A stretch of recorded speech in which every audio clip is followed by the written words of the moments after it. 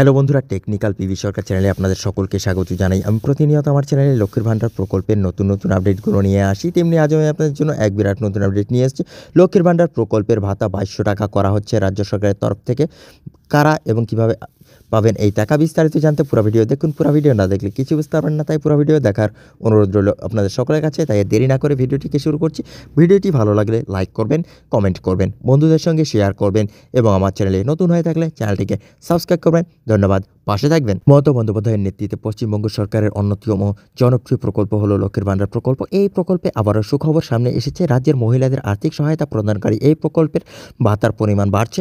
তবে শোনা যাচ্ছে এবার থেকে সাধারণ শ্রেণীর মহিলারা প্রতি মাসে 2000 টাকা এবং তপশিলি জাতীয় উপজাতির মহিলারা প্রতি মাসে 2200 টাকা করে ভাতা পাবেন। লক্ষ্মীর ভান্ডার কেন এত জনপ্রিয়? 2021 সালে তৃণমূল কংগ্রেস সরকার ক্ষমতায় আসার পর চালু করা হয়েছিল লক্ষ্মীর ভান্ডার প্রকল্প। এর মাধ্যমে রাজ্যের প্রায় 2 কোটি মহিলাকে ব্যাংক অ্যাকাউন্টে সরাসরি আর্থিক সহায়তা প্রদান করা হয়। শুরুতে এই প্রকল্পের সাধারণ শ্রেণীর মহিলারা 500 টাকা এবং তফসিলি জাতীয় উপজাতি শ্রেণীর মহিলারা 1000 টাকা করে ভাতা পেতেন। তবে রাজ্যের পূর্ববর্তী বাজেটে এই ভাতার পরিমাণ বৃদ্ধি করে যথাক্রমে 1000 টাকা এবং 1200 টাকা করা হয়েছে।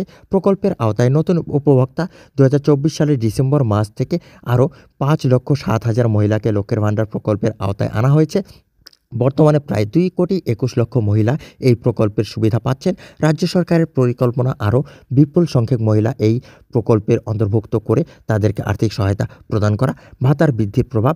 লক্ষ্মীর ভান্ডার প্রকল্পের ভাতা বৃদ্ধি হলে রাজ্যের গরিব এবং মধ্যবিত্ত পরিবারের মহিলারা আর্থিকভাবে আরও স্বাবলম্বী হবেন। বিশেষ করে গ্রামের মহিলারা এই প্রকল্পের মাধ্যমে নিজেদের ছোটোখাটো প্রয়োজন মেটাতে পারবেন। কবে ঢুকবে টাকা? সাধারণত প্রতি মাসের 5 থেকে 10 তারিখের মধ্যে উপভোক্তাদের ব্যাংক অ্যাকাউন্টে লক্ষ্মীর ভান্ডার প্রকল্পের টাকা ঢুকে যায়। আশা করা যাচ্ছে চলতি ফেব্রুয়ারি মাসের 10 তারিখের মধ্যেই এই প্রকল্পের টাকা দেওয়া হবে। তবে সরস্বতী পূজা উপলক্ষে ছুটি থাকায় এ মাসে 1-2 দিন দেরি হতে পারে এই প্রকল্পের টাকা ঢুকতে।